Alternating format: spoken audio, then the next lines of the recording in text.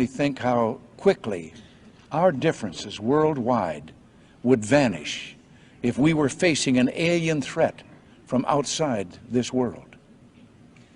And yet, I ask you, is not an alien force already among us? They're all over the damn place. They're in our midst, and they are family. We're related to them because they were the ones that had a hand in establishing us as a hybrid race 100,000 years ago. And that hybridization is still underway, it's still happening, even as we sit here and speak. It hasn't stopped. It's underway. They have different agendas.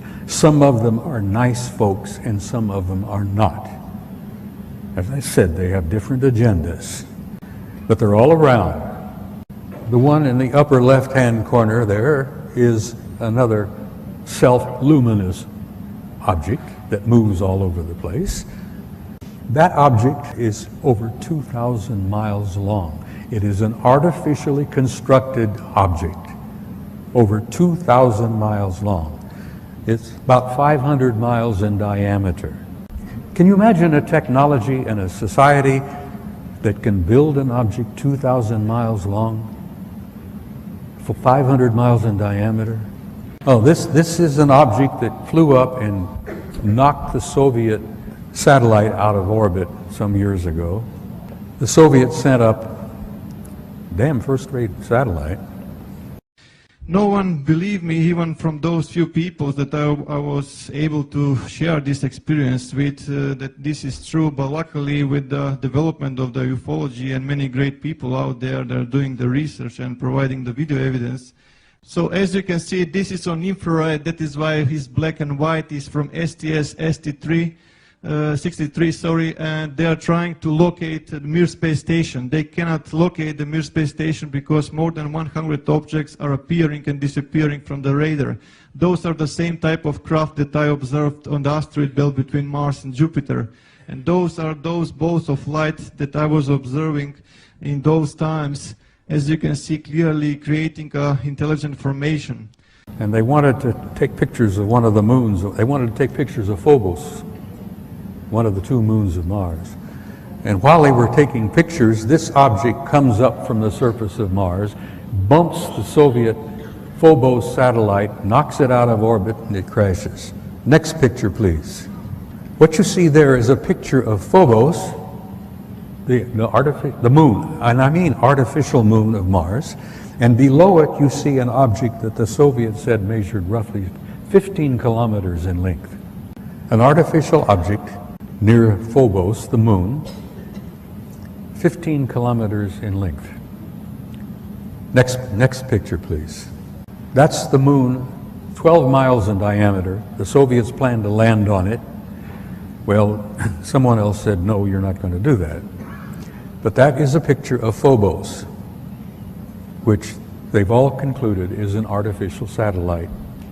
This photograph was taken by your own NASA Apollo 13 guys on their trip to the moon that didn't work out too well. And many of you may have heard rumors about the story, but Apollo 13 had a small nuclear device aboard. And they had been told by the guys that ran NASA that they were going to land on the surface, going to place this small nuclear device. And then when they all left and came back aboard and came back, they were going to detonate it and study the reverberations of this nuclear device, study the seismology of the moon, because they've been convinced for some years that the moon is basically hollow. It appears to be somewhat of an artificial satellite. Well, they plan to detonate this nuclear device, and the others said, no, you're not going to do that. Get back to that picture again, please. All right. The object you see there in the middle, over 2,000 miles long. It's an artificial, I assume metallic object, probably crammed with guys.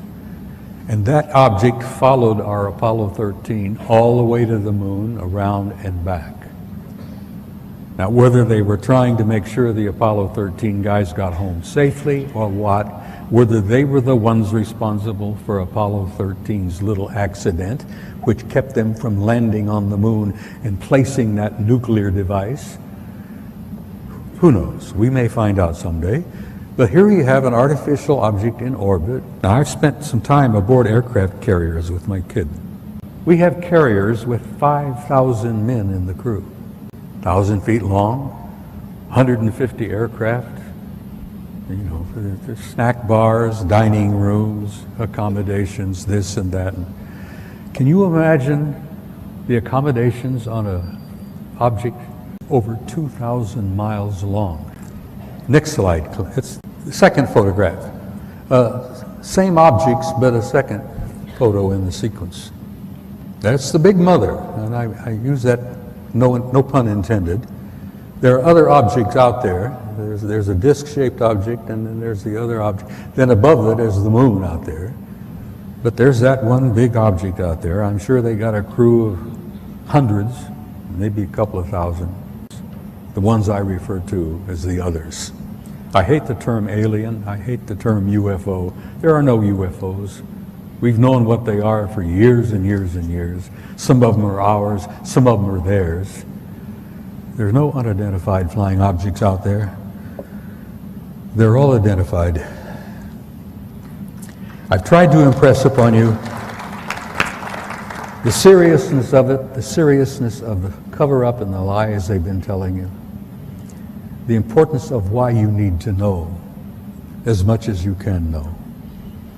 And you need to be presented with the material because, damn it, you all deserve the truth. You have a right to know and you have a need to know because you are the people that this whole damn thing is all about.